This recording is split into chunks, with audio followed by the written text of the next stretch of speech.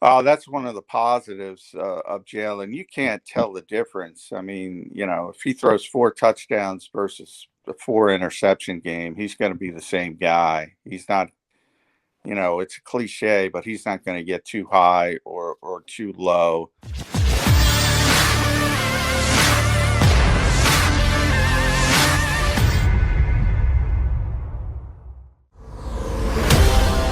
Preseason football action Thursday against the Steelers. We had practice action last night at Lincoln Financial Field.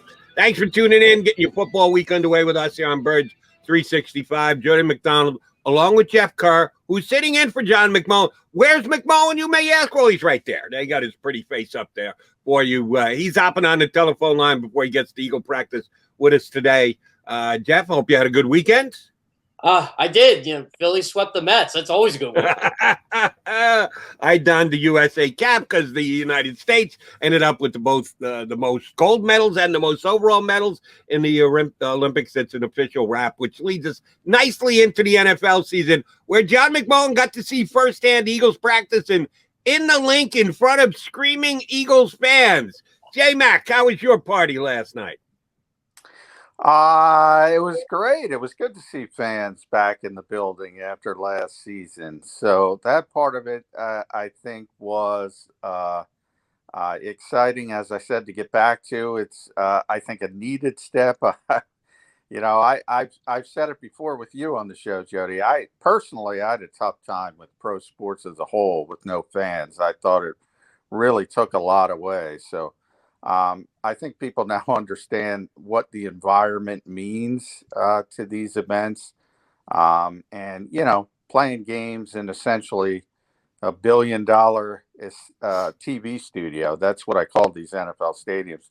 It was not fun, to me at least. So it was good to get back to at least somewhat a sense of normalcy, and hopefully that continues. But I do want to say real quick, the Eagles are having a walkthrough today.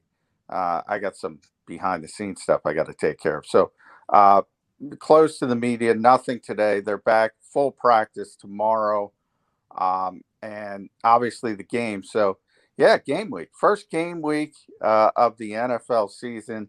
Obviously it's preseason. I wouldn't get too hyped up. But, again, it's nice to take that step. Well, I'm excited to see Grayland Arnold and those guys this weekend, John. And I wanted to ask you this in particular. Is there anybody like a dark horse in camp that's kind of rising from the ashes and may have a chance to make the 53? Well, there's always, knowing the egos of GMs, you always look at the undrafted guys because they always want to keep one. And they want to say, look at me, look at who I found. So you always start to look at that part of it. Obviously, I don't know if it's a surprise he's going to make this roster, but I think he's pushing for playing time, and that's Quez Watkins, who to me has been the best receiver in this camp. And if competition is competition, let's let the guy have some first team reps against other teams and see what he can do, because I'm not impressed by the other receivers, not named Devontae Smith, who obviously isn't even playing. So, I think he's maybe the biggest story of camp from an offensive perspective. From a defensive perspective, everybody's been good. And I said, is that the chicken or the egg? And I'm being a little facetious, but is it because the defense is better than we thought, or is it because the offense has just struggled that mightily in training camp? Let me make a comparison for you, J-Mac, and tell me if this holds any water or if I'm just whistling Dixie. We talked a lot about the left tackle position, and I know your stance was they're going to go to great lengths to give Andre Dillard a chance to win the left tackle position because he was a first-round draft pick as compared to Jordan Mailata, who was a 7th. Well, the competition hasn't been close, and we certainly believe that as of right now, the job is Mailata's to lose. But is that same kind of logic factor into the wide receiver 2 position, where Quez Watkins has been the best contributor so far in camp, and how it plays out in the preseason game certainly will move the needle plenty. Whereas Jalen Reagor has had both issues and hasn't been able to make big plays. And like Jalen Reagor, high draft pick. Quez Watkins, day 3 draft pick. You would think that the general manager would be influencing the coach to go, hey, can't we improve this first-round draft pick from only 1 year ago? What the hell, coach? Do you compare those two positions, left tackle and the second wide receiver position? Yeah, very much so. In fact, I wrote about that last night for Sports Illustrated, and I said that exact same thing. Yeah, I mean, Jalen's going to play. Jalen Rager's going to play. And, to a certain degree, I think Travis Fulgham's going to play. And I think that's the default setting. And it's similar to what I said at left tackle. And while we all called it, all the media, the Eagles are still rotating. The Eagles, it's 5-5 through 10 practices. I expect when we get out there Tuesday for the full practice, it'll be Andre Dillard's day. So it's going to be interesting if form holds the true. That would mean the game is Jordan Mailata's day. So that maybe gives them a little bit of a leg up, but they're still trying. And I also said that might have been last night the best day for the left tackles as a whole, the both of them. I think everybody has focused on particularly Dillard, but even Mailata at times have struggled in one-on-one drills. And I've tried to express Jeff Stoutland probably is not putting as much stock in those as other people are, because those are designed, really. It's easier for the defense than the offense. But, Josh Sweat and Derek Barnett have been stars. Both have been stars of this camp. And they've been killing guys in one-on-ones. And yesterday, both of them, Andre and Jordan, had at least solid reps in one-on-ones. So probably as a whole at that position in day 10 might have been the best day overall. John, one thing I really liked last night, when Zach Ertz came out, he got a standing ovation from pretty much those 26,000 fans that were there. How good must that have felt for Ertz and the Eagles in general? Maybe they will try to hang on to him at this point. Yeah, I think Nick Sirianni wants him to hang on to him. I will say that. I think he's come to that fruition. He's come to that conclusion that, if he's here, so I'm going to use him, and that's my best option. And I think, from a receiving standpoint, I talked about Quez, probably the best overall receiver in camp has been Zach Ertz, which probably shouldn't surprise people. So I think, and I've said it before, I think Nick is defaulting to where Doug Peterson would default every year. Well, if he's here, I'm going to play him because he's one of my best players. But then you have Howie's perspective, which is different and understandably so. GMs, coaches have to win, right now. They got to win week 1. They got to figure out how is the best way to win the next game. GMs have to think about more than that. They have to think about next year, year after, who's going to be here long term, what's the best not only for immediacy, but moving forward. And it's still very, very likely, even if Zach isn't moved, he's not going to be here next year. So I think Howie's perspective is a little bit different than most people. And ultimately, it comes down to Sam Bradford. That's what he's doing. It's the Sam Bradford playbook. If somebody has an injury at that position and they're a contender and they say they want a tight end and they get a little desperate, he'll move them. If not, he's probably going to play out his contract here.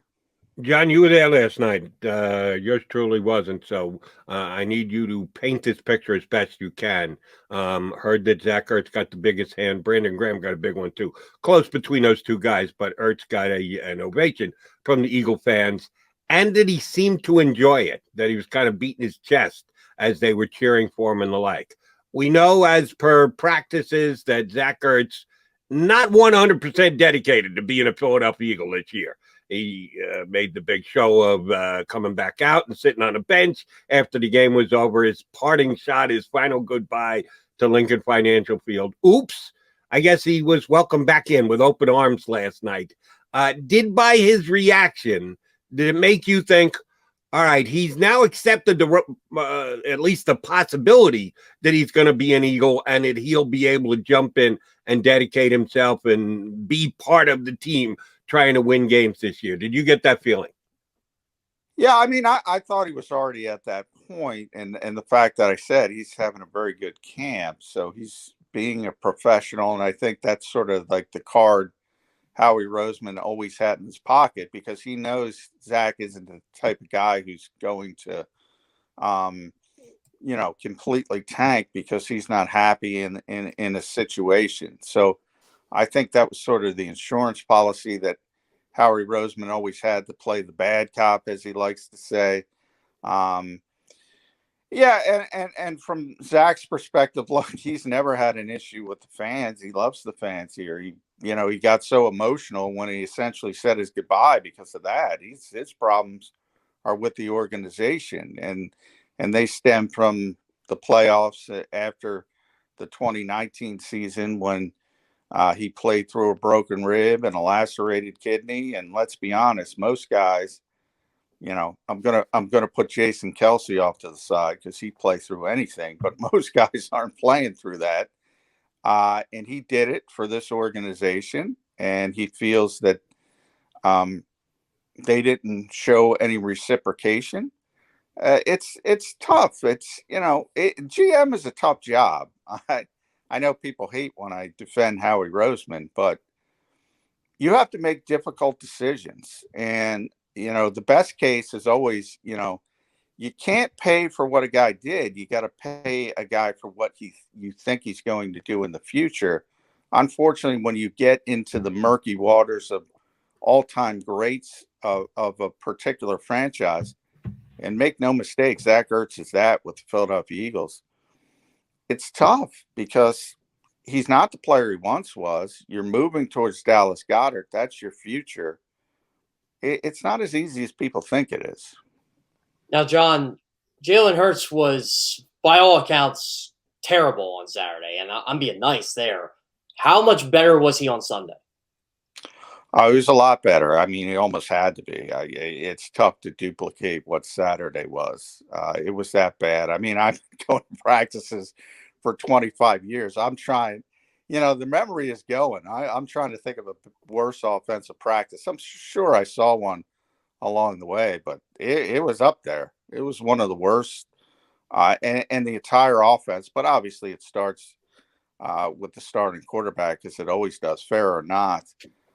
So it had to be better. It was much better. It was, okay, and that was just leaps and bounds better. It's been a tough 10 days for the offense, I would say, overall. We've constantly talked about the defense standing out. I mentioned, is the defense a lot better than we thought it was going to be, or is it the offense? I tend to lean more towards the offense just underperforming. And there seems to be, I'm not going to say these are seismic shifts. And I think in some ways this is a positive for Nick Sirianni as a coach, because he's often preached about, and he's right when he says that you got to build your offense around the players you have. And the Eagles seem to me shifting more towards, okay, we're going to run a lot of RPOs. We're going to take advantage of this guy's movement skills. Coach, if you think he's going to put the back foot in the ground and throw the football consistently, I just don't think that's going to happen. All right, John, I need you to speculate for me here. If Hurts's practice was as bad as you and basically everyone else are making it sound that it was ridiculously bad, and he made some plays last night, some highlight plays. It wasn't phenomenal by any stretch of the imagination, but certainly better.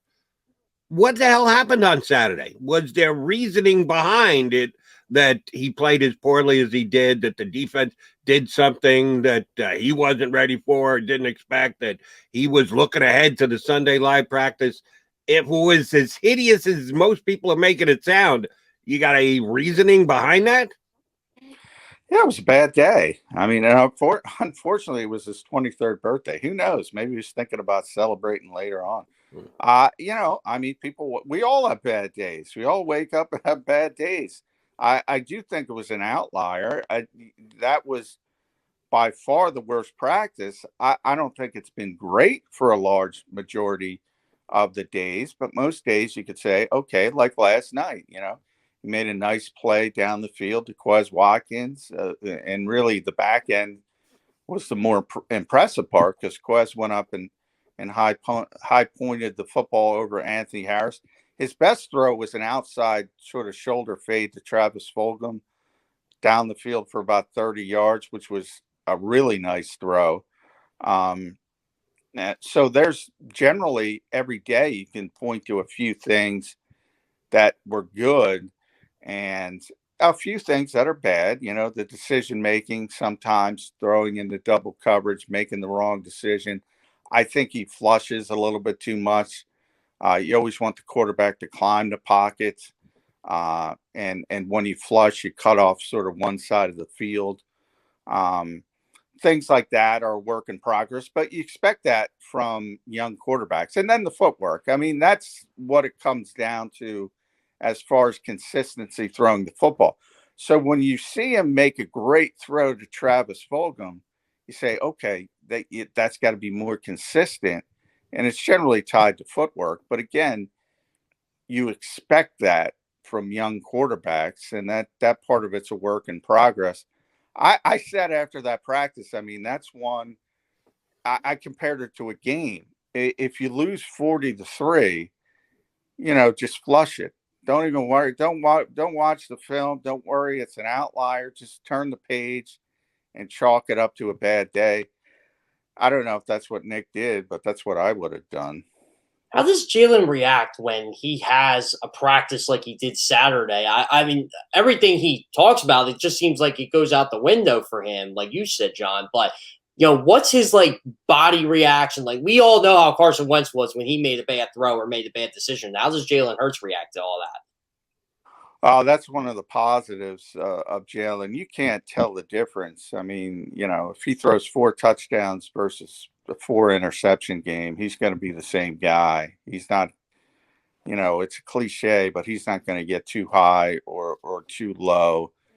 And that's what Nick said about that practice. He said he didn't go overboard, but he said as a coach, sometimes you watch a practice and say, wow, that stunk. And then you get inside and you watch the film and it's not as bad as it looked. It sort of intimated that about Saturday. And he's probably right. You're never as bad as you look on your worst day. You're never as good as you look on your best day.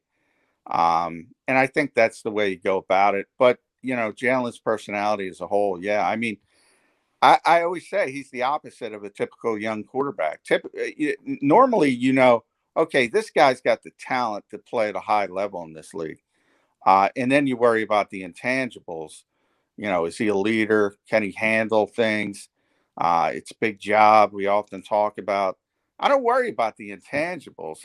I worry about, can this guy throw the football like a consistent NFL quarterback?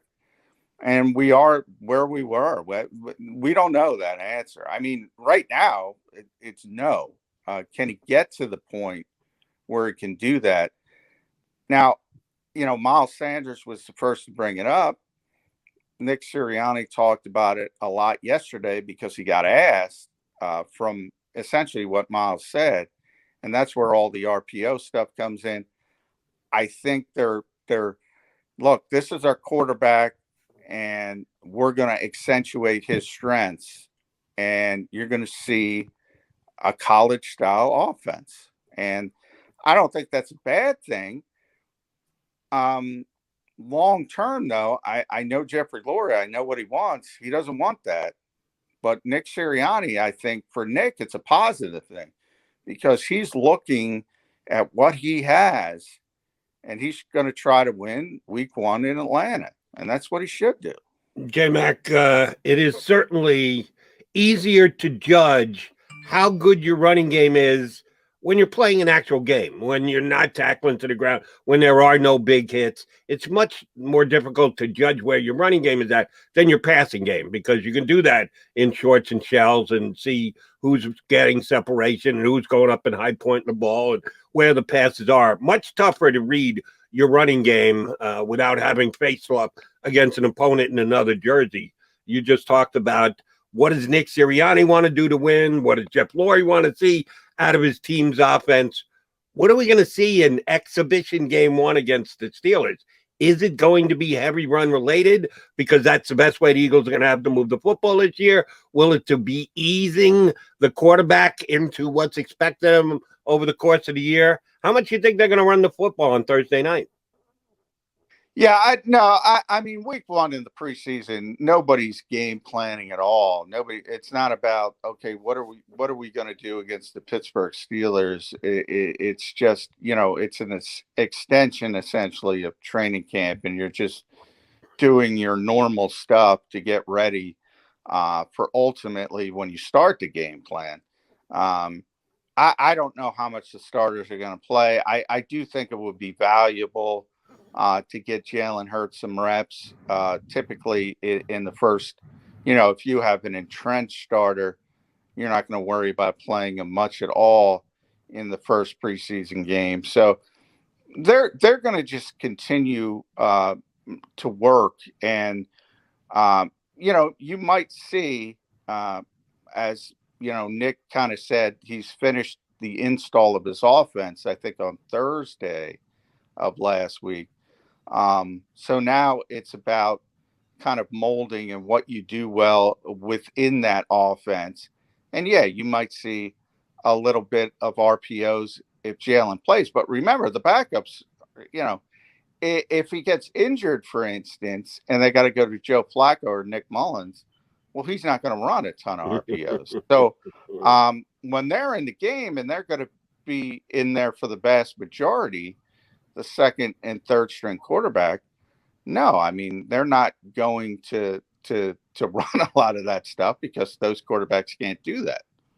Now, John, this is a little different too, what Sirianni's been doing, first team offense versus first team defense. I certainly don't remember Doug doing that, and I know a couple coaches in the league are starting to shift toward that philosophy in practice. Do you like the first team offense, first team defense type thing?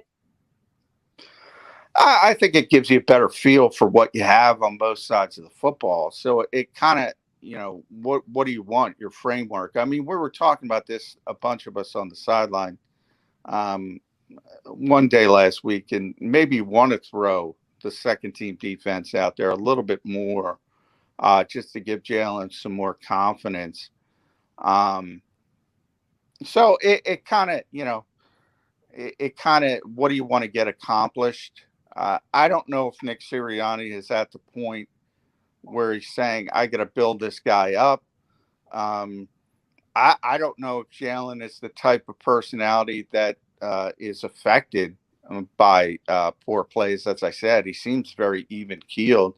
So maybe he thinks he doesn't need that.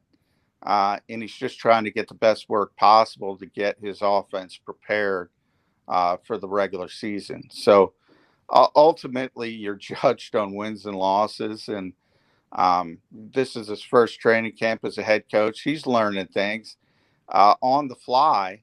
I mean, even things as simple as he started out in camp and he was doing his press conferences after practice. And he said, no, I don't like that. I want to get it out of the way. I want to do it before practice.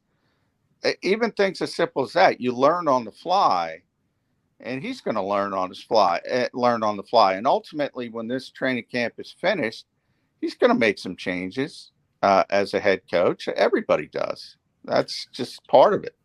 All right, Johnny Mac, need you to rate someone for me. Eagles rookie cornerback Zach McPherson. Put him on a scale of 1 to 10, 1 being cut day, don't expect this guy's name to be on the 53, 10 being, oh, he's a starter and he's going to take every single snap. It's going to fall somewhere there in the middle. So you're going to tell me where. How would you rate Zach McPherson through the first 10 practices that the Eagles have had so far? Well, 10 is absolute starter. I mean, he's not going to start. So I would say he's been very, very good for a rookie. So I would put him at about a 7 on that type of scale. Um, one thing you're probably a little bit more comfortable if Darius Slay sprains an ankle, Steven Nelson sprains an ankle, you got to throw Zach McPherson out there. But in a lot of ways, he's in the same boat as Quez Watkins. He's been really good, but remember, he's taken mostly reps against the second and third teams. I'd like to see him a little bit more with the starters to see how it translates with the big boys, so to speak. But the difference there is Slay and Nelson have been good. So, I mean, there's no issues there. On the other side of the football, there's issues. And you should probably be a little bit more of a sense of urgency to say, okay, let's see what Quez really has, and try to figure that out. They have a bit more of a safety net. And I can't emphasize enough how big that late signing of Steve Nelson was, because I mean, that secondary has been pretty darn solid for most of camp. Follow-up question then, if that's the case with McPherson, does he get any time in the slot? If you're set with Slay and Nelson has been what he was advertised to be when they signed him, Slay is your supposed best cornerback. Avonte Maddox is Avonte Maddox. Could McPherson move inside into the slot and get some significant snaps in there when the season gets underway? No, he hasn't even taken a snap that I've seen inside yet. I mean, the Eagles, Avonte's played well too. So it's kind of been that domino effect I talked about, and the pieces kind of fit together on the puzzle a little bit better once you bring Nelson in. And really Josiah Scott, who's the trade pickup they got from Jacksonville, has been the backup slot corner. Zach has been outside. He's played well outside. So right now, it looks like they're going to keep him outside. You always need corners. I mean, guys are going to get hurt at some point. And as a rookie player, you probably don't want to ramp up the cross training. Ultimately, I expect him to cross train at some point. You might lose a number of guys, and he might have to move inside. So I think it's going to happen. But for now, they've started him outside. He's looked very good outside. And he and Craig James, as I put Craig in there as well. Those are the top outside corners behind Darius Slay and Steve Nelson. I was kind of shocked over this, John. This story that kind of went under the radar the past week, but everybody made such a big deal about Nick Sirianni and rock, paper, scissors and the competition thing. But yet, Jacoby Stevens mentions the hot dog eating contest with the Kobe. Oh, that's got a lot of play, Jeff. Yeah, the stupid hot dog. I thought he was talking about Joey Chestnut, but it was what's his name, Jody? The Kobayashi. Kobayashi. Yeah, I forgot his name. Kobayashi. Yeah, and he was talking. Nick likes to use videos, which, by the way, I also think is a good idea. If you think about this generation, I mean, let's be honest, they grew up on smartphones, and they're always watching videos, and they want short bursts of information. So he uses videos to get across his teaching point. He loves Kobe Bryant, a lot of his work ethic stories, and which are legendary. And yeah, he threw out Kobayashi, and he was talking about fundamentals, and people are laughing. He's like, oh, he's got to have the water at the right temperature to dip the rolls in. He's got to break the hot dogs the exact same time. And he's just trying to get across, no matter what you're doing, the fundamentals makes you great at it. If you are great, you have great fundamentals, and he's trying to stress that. Now, ultimately, I joke, and I'm writing about this on phillyvoice.com because it's a nice little story in the dog days of August. But when it comes to Jalen Hurts' footwork, I'd rather show cut-ups of Carson Palmer, who John DiFilippo says is the best when it comes to mechanics, just perfect every time. But, it's an interesting way. Obviously, the more you talk to people, as I know, because I'm on this show with Jody. Jody does 57 shows a week. I think he's got 75 going this week. You know, when you talk as much as we do, people start to tune you out at some point. So to get new sort of teaching tools, I think it's great. But I don't think, I don't think it's going to hurt the team. I don't think it's going to help them that much. But, it works for Nick Sirianni. All right, then let me ask you my final question on teaching tools. Last night was a practice in front of 25,000. Really? I text you last night. I said, give me the Johnny Mac eye test. The lower bowl, I think it was like, I will say this. And, there were 26,000 people in the building. So they're counting us, they're counting security, they're counting staff, they're counting everybody. So I do think there were about just under 26,000 in the building. But yeah, not paying customers. That's an old attendance trick. Everybody does it. NBA teams, pro wrestling that Jody and I love, boxing, everybody does that. That's how you pump up the number a little bit. Although I haven't gone to a game in over a year because of COVID, used to be one of my favorite things to do, try and guess the attendance just by looking at the, from the press box, looking down. That looks like 23,000 to me. I would have enjoyed doing that last night. But yeah, if you say they counted all the hot dog vendors, then how the hell do you know how many people were there? Anyway, they did it in front of tens of thousands of people, ran a practice. Any difference with Nick Sirianni and his staff? Did they do anything differently in front of the masses than they usually do in front of you guys covering practice? Was there any teaching moments last night that they took advantage of because they had a live crowd in front of them? No, I think there was more energy. There was more juice. It was the same. The only difference was it was the longest practice. So they gave them an extra 10 minutes. They went about an hour 50. So they gave him a little bit extra, but it was the same stuff, the same periods, the same formats, and that's no surprise. You shouldn't change things. Practice is what it is, and it's more an opportunity for people to get to see the team and be a little bit closer, and get closer to that normalcy. Now, it's not like the old days. I think people look Chip's first year. I think they had over 40,000 people. They called it flight night. Typically, they would do in the past, they would do their military appreciation nights in the preseason. Things are still not back to normal. I mean, in the old days, the players would sign autographs after practice around the bowl and get really close to the fans. You can't do that anymore. You got to sign little footballs and throw them into the crowd. So it's not quite back to normal. But it was, as I said, it was nice to see fans in Lincoln Financial Field instead of that 2,000-3,000 that they used to pad attendance of media and employees and security staff and all that.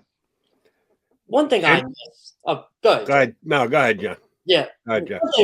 One thing I miss, John, is I still miss Lehigh. I miss it like crazy. So when I see the stadium practices, I'm one of those guys who like, this shouldn't be, I know it's been 8 years, but this shouldn't be right. This shouldn't be right. I mean, do you miss like fans going to the training camp practices all the time, or do you think these fight nights are, whatever they call them now, are actually good for the Eagles? I don't think it's good, but I mean, that's just the reality of the NFL. I mean, more and more teams every year are staying home, so to speak. And it's interesting. I mean, Dallas is one of the teams that still goes on the road. They go to Oxnard. I don't know, because they built this glorious facility down there, and they can, they have a hotel, they can house the play. They have everything. So as those facilities, Minnesota has one of those, Carolina's building one of those. They become these giant things, and it's just not the old days of, I remember going to Mankato State and Minnesota, and, the old days of the Eagles were in Westchester, players hauling air conditioners into college dorms, and you don't have all the facilities. Remember, it's a $13 billion industry now. So you got to move weight rooms, you got to move medical staffs, it just doesn't make sense from a logistic standpoint. And then on the back end, you don't have 2-a-days. You don't have these long days for the fans. It's scaled back from the CBA. So it's just, I don't think it's good. I think it creates more distance from the fan base. I think it's certainly not as fun for the fans, but it's better for the teams. And ultimately, people keep watching, they keep spending money. So if they don't protest, they're not going to stop it. J-Mac, good stuff. I know it's only a walkthrough today. We will get you back up tomorrow morning, top of the show again. And before you know it, it'll be Thursday. And we actually have an exhibition game to talk about. Johnny, thanks, bud. We'll talk to you tomorrow. All right. Thanks, guys. John McMullen here with us on Birds 365. Jeff Kerr sitting in as the co-host today. We'll come back, touch more on what came down at Lincoln Financial last night. Oh, by the way, I'm with you, Jeff. I used to love going to Lehigh and seeing the Eagle fans on a regular practice day. Sitting in the links, it's like a game.